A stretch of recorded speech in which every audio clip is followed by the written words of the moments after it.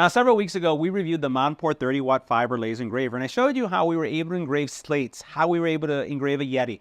We also then engraved bottle openers, aluminum bottle openers. And we've been doing several engraving projects with this solution, and we've actually made some changes. First of all, we have this enclosure, which is a nice add-on for us.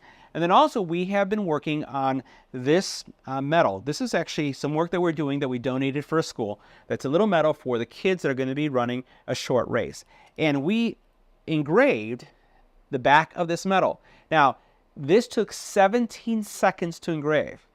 17 seconds. And we were able to engrave over 120 of them for this local school. Super fast.